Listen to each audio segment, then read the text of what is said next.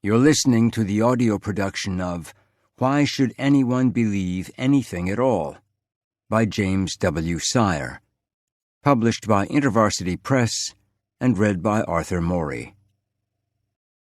Why Should Anyone Believe Anything at All? By James W. Sire. To the students who have listened to me, probed, inquired, and sometimes confused me, but always stimulated me to do better next time. Preface. This book has been a long time in the making. In 1982, David Zurich, staff member with InterVarsity Christian Fellowship serving the campus of Illinois State University, invited me to give a lecture on why one should believe the Christian faith.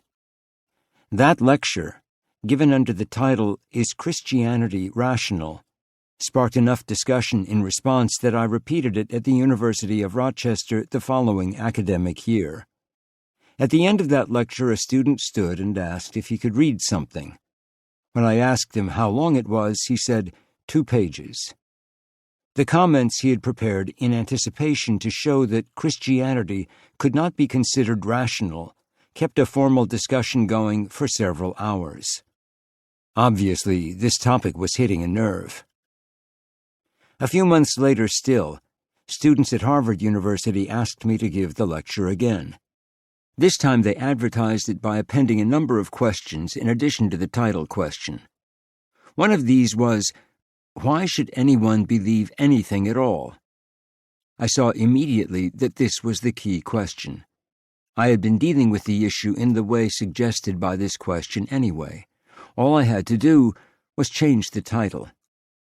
In the past 10 years, I have presented the material over 150 times in universities in the United States and Canada, and even once each in Bulgaria, Slovakia, Croatia, Hungary, and the Czech Republic.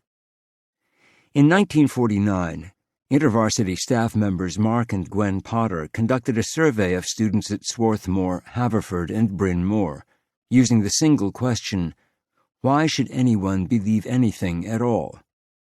The results were so interesting that this survey has been repeated at some 30 other universities. Most of the quotations from students in what follows come from these surveys. These surveys were not conducted in such a way that statistical conclusions should be drawn. Still, the responses provide a rare insight into what some students are thinking about the reasons they and others believe. Why should anyone believe anything at all? Gets beneath the truth of any one religion.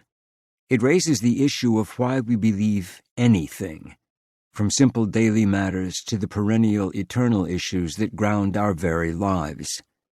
It makes us realize that it is not just Christians and religious people who believe.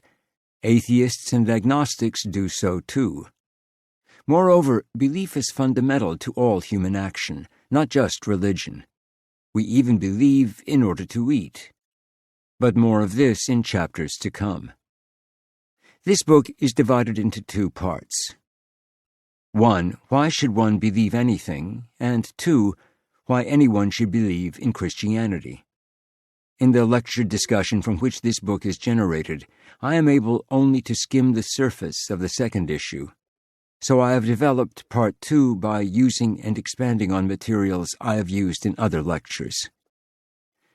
No argument for any fundamental belief will be convincing for everyone, so I have not tried to construct such an argument. I have instead tried to present the argument that at this point in my life is most convincing first to me, and then to university students and graduates.